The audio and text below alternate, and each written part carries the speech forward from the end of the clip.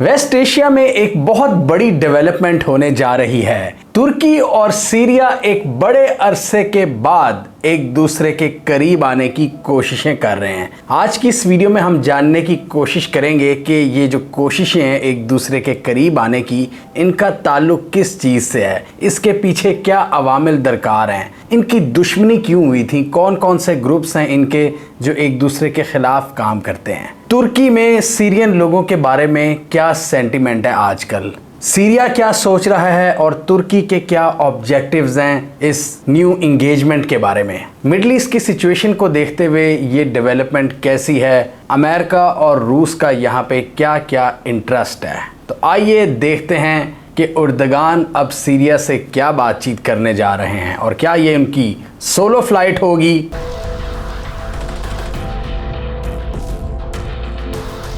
दस साल से ज़ायद का अरसा हो गया है तुर्की और सीरिया के दरमियान ताल्लुकात ख़राब हैं। जब से बशार अल असद की हुकूमत के खिलाफ प्रोटेस्ट शुरू हुए थे 2011 में, उसके बाद रीजनल और ग्लोबल पावर्स ने अपना अपना फेयर शेयर हासिल करने की कोशिश की सीरिया में। और हमने देखा था कि अमेरिका, सऊदी अरब वगैरह वो एक साइड पर थे और ईरान और रूस एक तरफ थे। ईरान और रूस की ये कोशिश थी कि बशार अल असद को वो बचा लें और 13 साल का अरसा बीत चुका है। वो बशार अल असद को बचाने में कामयाब तो रहे, लेकिन शाम का हाल बुरा हो गया। तुर्की की यहाँ पर अपनी गेम थी और इस गेम को आज से 5 साल पहले हमने इस वीडियो में एक्सप्लेन किया था कि तुर्की का वहाँ पर क्या ऑब्जेक्टिव है। मतलब सब अपनी अपनी चालें चल रही हैं, अमेरिका, सऊदी अरब, रूस, ईरान। तुर्की की यहाँ पर अपनी एक गेम है और वो गेम है ज़्यादातर कुर्दिश लोगों के खिलाफ। कुर्दिश लोगों की हिस्ट्री भी हमने इस वीडियो में बड़ी डिटेल में एक्सप्लेन की थी। कुर्दिश लोग बेसिकली इस रीजन में 4 मुल्कों के अंदर डिवाइड हैं,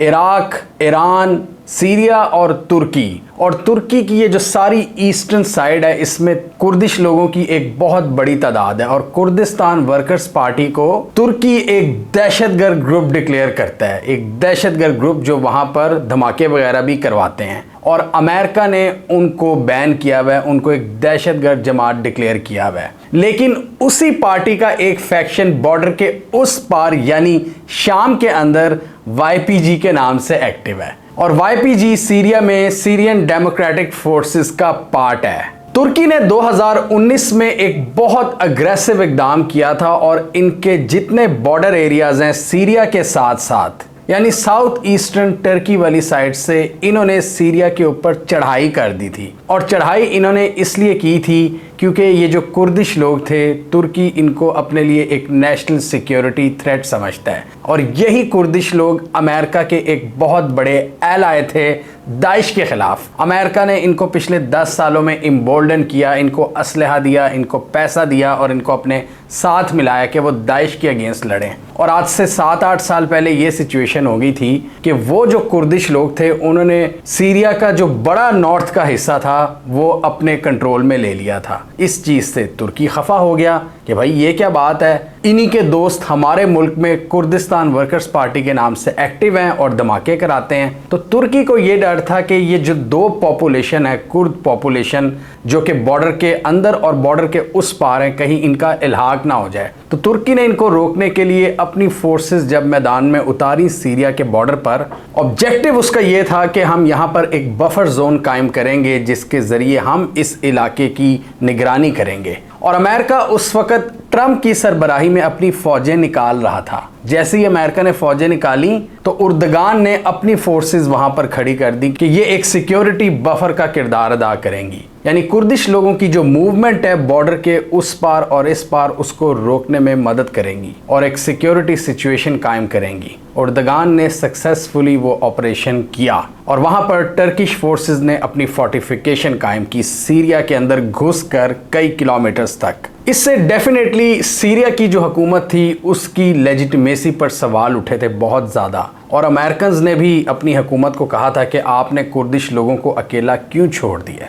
तो बाइडन के बाद हमने देखा था, जब बाइडन की हुकूमत आई, हमने इस वीडियो में देखा कि किस तरह अमेरिका ने एक बार फिर ट्रूप्स में इजाफा किया सीरिया के अंदर। और जस्टिफिकेशन उन्होंने यही दी कि हम यहाँ पर दाइश को मारने आए हैं। और दोबारा से कुर्दिश लोगों का साथ देंगे। तो अब जो नए सिरे से ये दोनों कंट्रीज़ एक दूसरे की तरफ आने की कोशिश कर रहे हैं, इसमें एनालिस्ट के मुताबिक कुछ नई ग्राउंड रियलिटीज़ हैं और उन ग्राउंड रियलिटीज़ में गज़ा की सिचुएशन है, अमेरिका की बढ़ती हुई प्रेजेंस है और ख़ित्ते में जंग के बादल जो मंडला रहे हैं। दोनों सीरिया और तुर्की इस वक्त चाहते हैं कि अपने रिस्क्स और अपने जो ख़तरात हैं उनको मिनिमाइज़ किया जाए और हाथ मिलाया जाए। इससे ये दोनों समझते हैं कि इनको फ़ायदा होगा, यानी सीरिया की जो आइसोलेशन है इस रीजन में वो कम होगी, उसको ट्रेड रूट्स मिलेंगे, क्योंकि यही ट्रेड रूट्स जिनसे वो ग्लोबली कनेक्ट कर सकता है वो अभी मिलिटेंट्स और टर्की के कंट्रोल में है। तो अगर यहाँ पर अमन आ जाता है तो सीरिया को बहुत ज़्यादा फ़ायदा होगा कि उसकी जो इकॉनमी है,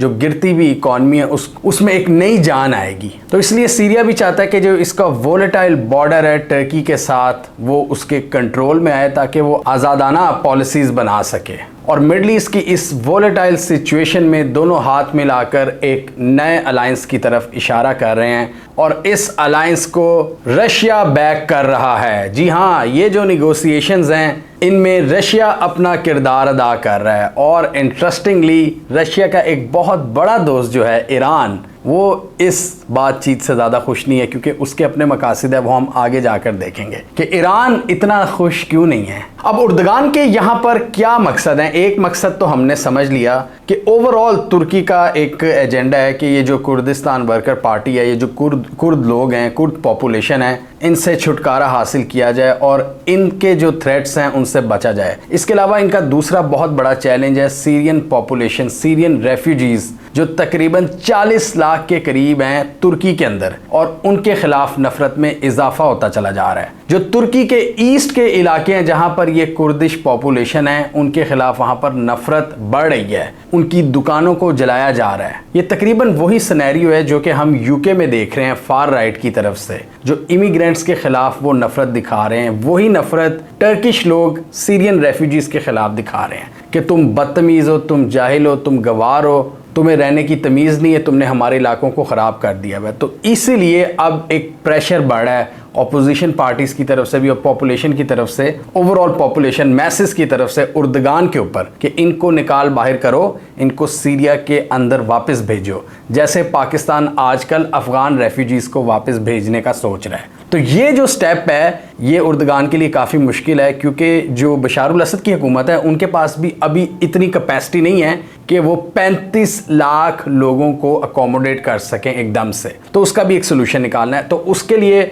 वो सोच रहे हैं कि सीरिया के साथ एक विन विन सिचुएशन बनाई जाए, एक रिहेबिलिटेशन प्लान बनाया जाए, एक तरक्की का और एक नई आबादी बनाई जाए, जो नया फ्यूचर होगा इन लोगों के लिए। तुर्की कहता है हम इसमें सीरिया के साथ काम करने को तैयार हैं, और इसमें जो सारा इलाका है, ये जो बफर जोन है, जो इनका बॉर्डर एरिया है, उसको भी हम मिलकर सिक्योर करना चाहते हैं सीरिया के साथ। टर्की यहाँ पर इन्वेस्ट और रीबिल्ड करना चाहता है सीरिया के साथ इन सीरियन रेफ्यूजीज़ के हवाले से, ताकि तुर्की इनसे जान छुड़ाए और वापस इनको सीरिया में अकोमोडेट करे। यानी तुर्की के यहाँ पर 3 ऑब्जेक्टिव हैं: कुर्दिश वर्कर्स पार्टी और वाईपीजी को एलिमिनेट करना, यानी उनके थ्रेट को कम करना जो बॉर्डर के इस पार और उस पार एक्टिव हैं। इसके अलावा रिटर्न ऑफ रेफ्यूजीज़, और तीसरा एक पॉलिटिकल सोल्यूशन जो कि लॉन्ग टर्म हो, जो कि लॉन्ग टर्म सिक्योरिटी को मेक श्योर कर सके। रेफ्यूजी वाली सिचुएशन उर्दगान के ऊपर पॉलिटिकली भी बहुत ज़्यादा प्रेशर डाल रही है, और उर्दगान ये समझते हैं कि तुर्किश अवाम का सीरियन लोगों के खिलाफ जो सेंटिमेंट है, जो रेफ्यूजीज़ के खिलाफ, अगर उन्होंने इसको टाइमली एड्रेस ना किया तो जो अपोजिशन पार्टीज़ हैं तुर्की की,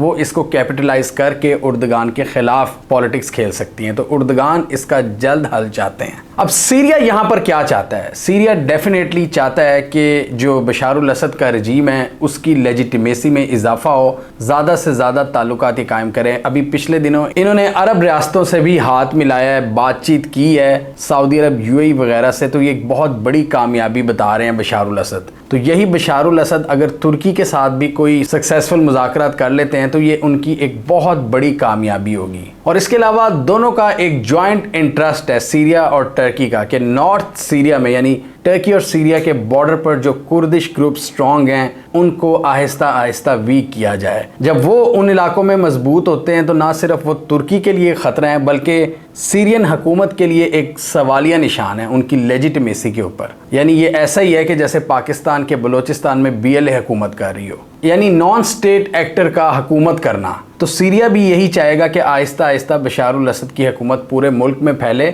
और ये जो बॉर्डर एरियाज़ हैं इनके ज़रिए ये दूसरे मुल्कों से कनेक्ट करें और अपनी ट्रेड में इजाफा करें। ट्रेड रूट्स ओपन हो जो पिछले 12-13 सालों से बंद हैं तुर्की के रास्ते वाले। इससे ये दोनों मुल्क अपनी ऑफिशियल ट्रेड में भी इजाफा करना चाहते हैं, ऑफिशियल ट्रेड में और इन्वेस्टमेंट में। तुर्की कहता है कि अगर तुम मेरे लिए कोई अच्छे प्लान्स ऑफर करोगे तो मैं इन्वेस्टमेंट भी करूंगा तुम्हारे मुल्क में और जो आपकी गिरती हुई इकॉनमी है उसको भी सहारा दूंगा। और इसके अलावा बशारुल असद का ये भी एक ऑब्जेक्टिव है कि कुर्दिश ग्रुप्स की हुक्मरानी के खात्मे के साथ साथ टर्किश फोर्सेस भी इस इलाके से निकलें और वापस अपने इलाकों में जाएं। ये जो बफर जोन कायम किए हुए हैं टर्किश फोर्सेस ने, इनको ख़त्म किया जाए, यानी वो प्रैक्टिकली सीरिया के इलाके के अंदर हैं। ये भी बशारुल असद के मुंह पर एक बहुत बड़ा तमांचा है कि एक दूसरे मुल्क की फोर्सेस इसके इलाके के अंदर आकर बैठी हुई हैं बॉर्डर एरियाज़ पर। तुर्की का ये कहना है कि हम अपनी फोर्सेस इस इलाके में तब तक कायम रखेंगे जब तक PKK और YPG जैसे ग्रुप्स का खात्मा नहीं हो जाता, यानी ये जो कुर्दिश ग्रुप्स हैं जब तक ये हमारे लिए ख़तरा रहेंगे हम इस इलाके में बैठे रहेंगे। और कहा यह जा रहा है कि ये जो टर्की की डिमांड है ये एक बहुत बड़ी हर्डल है मुज़ाकरात में, जबकि रशिया कोशिश कर रहा है कि ये मुज़ाकरात आगे बढ़ें। अब रशिया का यहाँ पर क्या इंटरेस्ट है? रशिया और ईरान बशारुल असद को इन्फ्लुएंस करते हैं सीरिया की कोई भी पॉलिसी बनाने के लिए, यानी स्ट्रेटेजिक पॉलिसी में रशिया और ईरान का एक बहुत बड़ा किरदार है। ऐਵੇਂ नहीं बशारुल असद इतने अरसे बचे रहे, इन दोनों मुल्कों ने इनको बचाया, लिहाजा ये उनके इंटरेस्ट को साथ लेकर चलते हैं। और रशिया का यहाँ पर एक बहुत बड़ा मकसद क्या है? US ट्रूप्स का मुकम्मल इनखला वेस्ट एशिया और सीरिया से। रशिया और ईरान दोनों बशारुल असद की मिलिट्री और पॉलिटिकल सिस्टम को सपोर्ट करते हैं, क्योंकि पिछले 10 सालों में सीरियन आर्मी बहुत ज़्यादा वीक हुई है डिफरेंट कॉन्फ्लिक्ट्स की वजह से जो इनके मुल्क में हुए हैं। तो अब उनके लिए रिहेबिलिटेशन का काम करते हैं रशिया और ईरान। ईरान के इंटेलिजेंस रवाबित बहुत मजबूत हैं, जबकि रूस उनको बहुत ज़्यादा पॉलिटिकल सपोर्ट प्रोवाइड करता है। बशारुल असद का यहाँ पर लॉन्ग टर्म ऑब्जेक्टिव यही है कि उनकी हुक्मरानी कायम रहे, वो मजबूत हों और वो सीरिया को दोबारा अपने पैरों पर खड़ा करें। सीरिया के लिए तुर्की के साथ अपने ताल्लुकात को दोबारा उस्तवार करने में एक बहुत बड़ी रुकावट टर्की की सीरिया में ऑपोजिशन ग्रुप्स की सपोर्ट भी है और कई इलाकों में टर्की की मर्जी से वो हुकूमत करते हैं। तो सीरिया की ये भी डिमांड है टर्की से कि वो जो ऑपोजिशन ग्रुप्स हैं जिनको आप सपोर्ट करते हैं उनको डिसमेंटल करो और उनको वापस हमारी हुक्मरानी के अंडर लाओ, और उसके बाद ही एक दूसरे के मुल्क में एम्बेसीज वगैरह रीओपन होंगी, डिप्लोमेटिक रिलेशंस का बाकायदा आगाज़ होगा। सीरियन हुकूमत अपनी लॉस्ट टेरिटरीज में वापस हुकूमत का कंट्रोल संभालेगी और रूस, तुर्की और ईरान के साथ इंसदाद दहशतगर्दी के ऑपरेशंस करेगी। तो अब ये जो पीस निगोसिएशंस पर काम हो रहा है इसमें रशिया इनको ये मशवरा दे रहा है कि रूस, तुर्की और सीरिया मिलकर काम करें उन इलाकों में जहां पर सीरियन आर्मी की प्रेजेंस वीक है और जहां पर टर्किश ग्रुप्स एक्टिव हैं। टर्की उन ऑपोजिशन ग्रुप्स को कहेगा कि अब आप सीरियन हुकूमत के ताबे हो जाएं, उनके साथ पीस डील्स करें, और उसके साथ ही रूस सीरियन आर्मी को इम्बोल्डन करेगा, उनको ट्रेनिंग प्रोवाइड करेगा। एक्सपर्ट्स के मुताबिक रूस यहाँ पर बड़ी चालाकी से खेल रहा है और तुर्की को वो ऑफर कर रहा है जो तुर्की चाहता है, यानी तुर्की को एक ग्रेटर रोल देना चाहता है सीरिया के अंदर, लेकिन उसके बदले में वो चाहता है कि उनकी ऑपोजिशन ग्रुप्स की सपोर्ट को टर्की ख़त्म करे। और पिछले कुछ सालों में रशिया ने यूक्रेन की तरफ ज़्यादा फोकस किया है, इसकी वजह से कई चीज़ें उसने मिस आउट की हैं सीरिया के अंदर। वो मकाम रशिया सीरिया में अब दोबारा हासिल करना चाहता है और उसके लिए वो तुर्की का सहारा ले रहा है कि तुर्की को अपने साथ मिलाया जाए और वो तुर्की और सीरिया मिलकर सीरिया को मजबूत बना सकें, क्योंकि सीरिया के खिलाफ अमेरिका और इजराइल हैं तो रशिया हमेशा सीरिया को सपोर्ट करेगा, वो उनकी आर्म फोर्सेस को भी सपोर्ट करता है और अब वो टर्की को साथ मिला रहा है। और टर्की, याद रखिए, एक नेटो एलाय है। टर्की वो प्लेयर है कि जब सीरिया में जंग अरूज पर थी तो ये रूस या अमेरिका किसी के भी कैंप में नहीं था। टर्की की अपनी एक गेम थी जो गेम अभी भी बरकरार है, और वो गेम ये है कि कुर्दिश लोगों को कमज़ोर किया जाए जो इसके ख़िलाफ़ हैं, और जो सीरियन रेफ्यूजीज़ हैं उनको वापस सीरिया में भेजा जाए। रशिया कह रहा है कि इस चीज़ में मैं आपकी मदद करूँगा। जबकि ईरान को इसमें कुछ तहफ़्फ़ुज़ात हैं और ईरान ये समझता है कि अगर सीरियन रेफ्यूजीज़ को भेजने का अमल वापस होता है सीरिया के अंदर, तो ये सीरिया में एक नया डिस्टेबलाइजेशन फैक्टर होगा जिसकी वजह से बशारुल असद वीक होगा। ईरान की इंटेलिजेंस एजेंसी सीरिया के साथ बड़ा क्लोजली काम करती हैं और वो उनको समझाने की कोशिश कर रही हैं कि इस तरह के प्लान को फ़ौरन कबूल मत करना। जबकि रूस इस पीस डील के ज़रिए सीरिया के अंदर अपना जियोपॉलिटिकल लेवरेज कायम रखना चाहता है। तो रूस इसीलिए टर्की, जो कि एक नेटो का मेंबर है, उसको वो ऑफ़र कर रहा है जो कि टर्की चाहता है। इसलिए ये तीनों इस वक्त एक पेज पर नज़र आते हैं, लेकिन सीरिया की जो इंटेलिजेंस कम्युनिटी है वो इस पे इतनी खुश नज़र नहीं आती। इस हवाले से एक्सपर्ट्स का कहना है कि इस पूरी पीस डील के बाद कुछ सिक्योरिटी अरेंजमेंट्स हो सकती हैं, कुछ एग्रीमेंट्स हो सकते हैं,